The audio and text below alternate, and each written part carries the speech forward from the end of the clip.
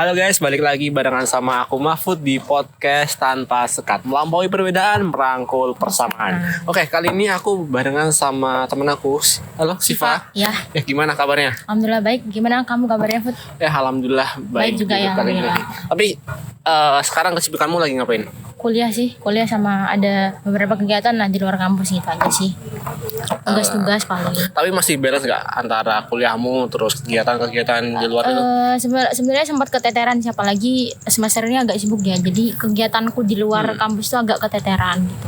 Jadinya sering dimarahin sih karena mungkin mepet-mepet deadline gitu ngerjainnya gitu.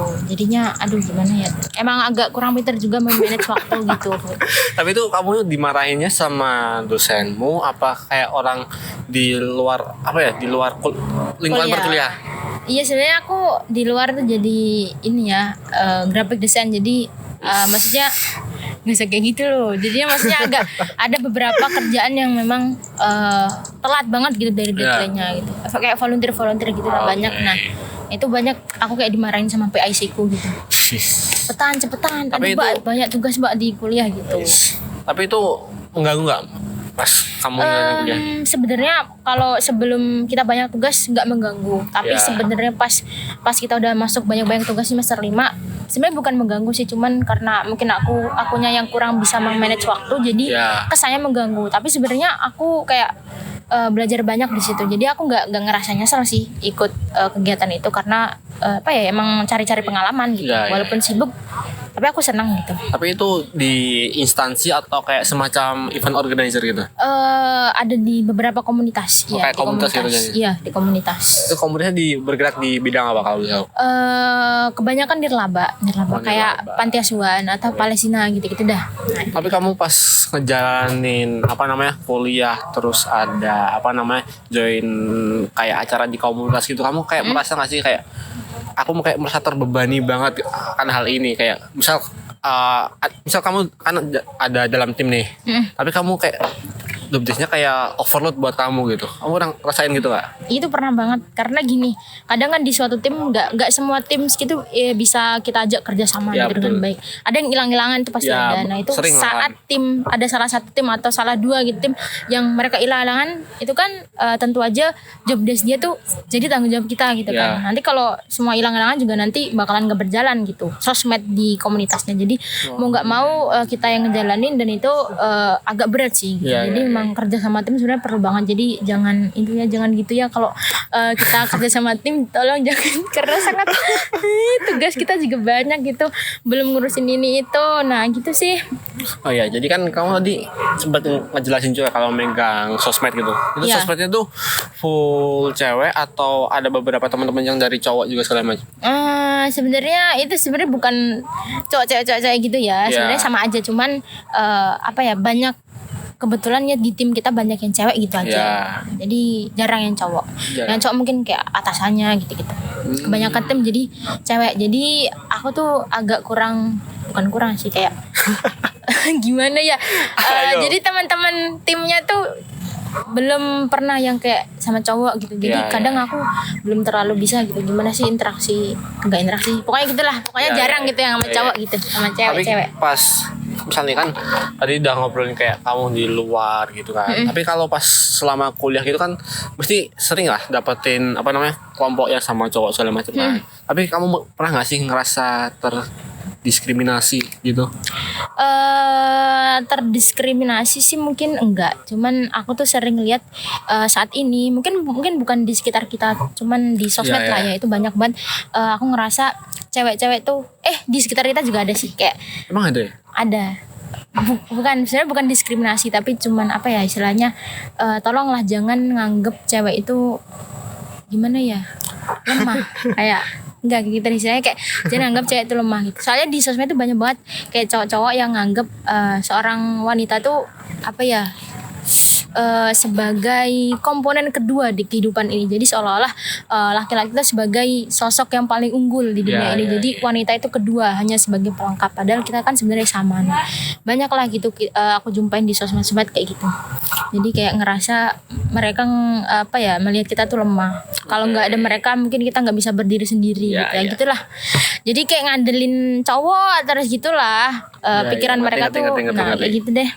Tapi di lingkungan tempat tinggalmu itu ada kayak kamu lihat kayak dia tuh terdiskriminasi gitu, atau mungkin dia terdiskriminasi cuma dia nggak ngerasa. Aku nggak tahu sih nyebutnya diskriminasi atau nggak diskriminasi, cuman ini adalah bentuk dari tolong hargai seorang perempuan gitu. Tahu nggak sih sebenarnya code calling yang kayak cowok-cowok yang godain cewek gitu. Teman kita juga pasti ada kan yang sering digodain kan, kayak dipanggil-panggil nama atau enggak cowok-cowok yang nggak jelas tuh maksud dan tujuannya apa gitu deketin dia, kayak cuma nanya hal yang penting, dan itu nggak cuma 1-2 cowok, dan itu banyak banget cowok gitu. Nah, tolong deh, sebenarnya aku ngelihatnya tuh bukan gimana-gimana, cuman agak sebenarnya yang jadi ceweknya tuh juga risih mau digituin. Jadi kayak jangan ngerasa kayak gitu buat dibuat bahan bercandaan doang gitu loh. Sebenarnya itu tuh hal yang termasuk pelecehan gitu, walaupun bentuknya cuman ini ya verbal gitu, bukan yang kayak pelecehan gimana gitu. Cuman itu menurut aku tolong hargai perempuan gitu. Jadi jangan digituin lah cewek-cewek itu. Begitu. Kan kalau kamu ngikutin Instagram ya, Instagram ini apa namanya, yang suka bahas tentang UMY itu, kamu tau nggak yang UMY apa ya namanya? Yang curhat-curhat itu. Ya. Itu kan kemarin juga sempat ngeposting kalau nggak salah 2 postingan atau 3 postingan terkait catcalling ya, terutama yang di F3 sama di depan Pasca Sarjana. Kenapa tuh? Itu kan kayak ada cowok mungkin di sekitaran sana ya, bukan dari FAI mungkin kan, nggak mungkin juga kan ada yang di Pasca. Mungkin kalau di Pasca kan yang dari IPIKOM, kalau yang di utara kan mungkin lebih banyak yang non FAI gitu kan. Itu kan kayak kemarin aku baca tuh kayak ada yang nyebutin, tanda kutip kayak, ya aku nggak bisa nyebutin tapi bisa dicek sendiri, itu kayak kata-katanya nggak sopan juga gitu. Tapi kan kayak kalau misal kamu jadi ceweknya kan mungkin merasa risih juga kan akan hal itu, kayak butuh apa ya namanya perlindungan, apalagi di lingkungan kampus kan. Mungkin kalau di lingkungan kampus kan agak rawan juga ya sebenarnya kalau mau kita ngucapin kata-kata yang nggak enak gitu. Karena lagi bisa jadi kalau misalnya itu yang kena bukan orang UMY, bisa jadi kalau misal ada yang dari BEM ataupun dari univ lain yang lagi berkunjungan kan, kalau yang kena gitu kan malah nggak enak gitu ya. Nama baik UMY ya. Nama baik juga kan. Anak UMY kayak gini ya. Terus. Nah, tapi tanggapanmu gimana? Kalau misalkan kadang ada cewek juga yang kayak merasa tuh dia tuh pengen dikena catcalling gitu sama cowok-cowok yang kena catcalling, maksudnya yang pengen gitu loh, bukan dia pengen malah. Iya, kayak yang berpenampilan yang nggak sopan lah gitu kan, kayak memancing cowok-cowok biar kayak godain dia gitu. Kalau menurutmu gimana yang kayak gitu? Ada, ya pasti ada mungkin ya, di sekitar kita tuh pasti ada yang gitu. Cuman ya Food, aku mau ini dulu disclaimer dulu sebelumnya.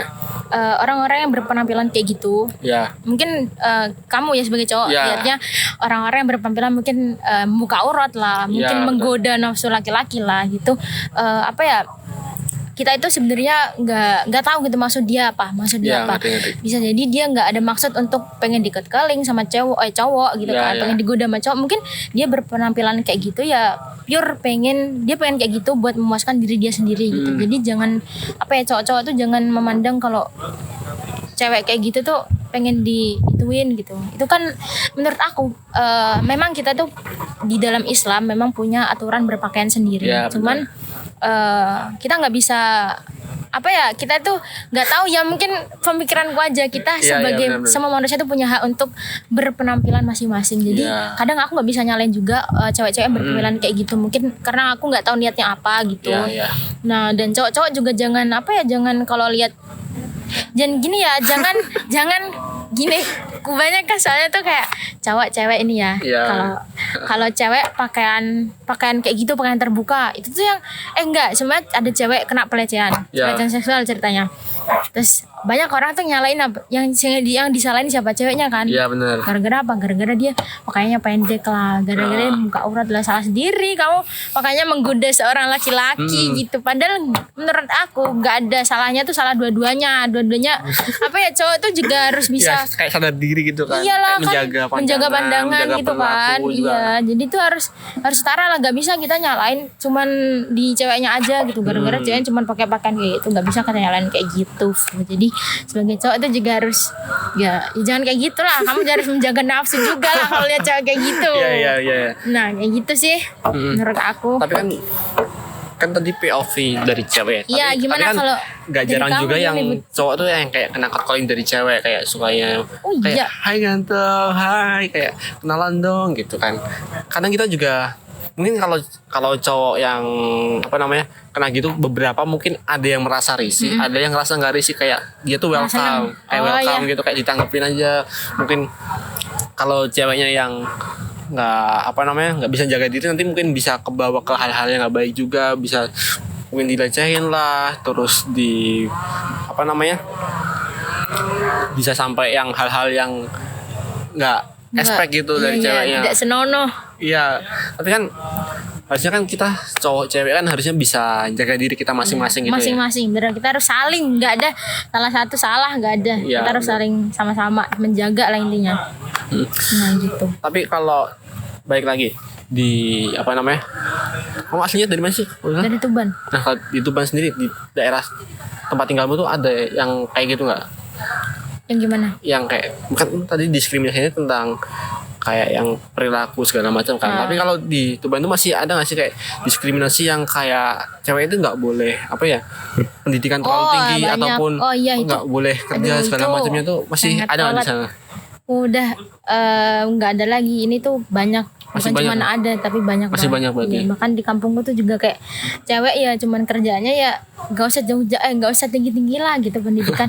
Bahkan nggak usah kuliah gitu kan, nantinya juga bakalan jadi istri orang, masak di dapur, di kasur. Nah itu salah satu pemikiran yang menurut aku salah banget gitu. Karena seolah-olah cewek itu ya cuman masa depannya cuman di 3 itu, dapur, Ya. kasur, apalagi Dapur, kasur.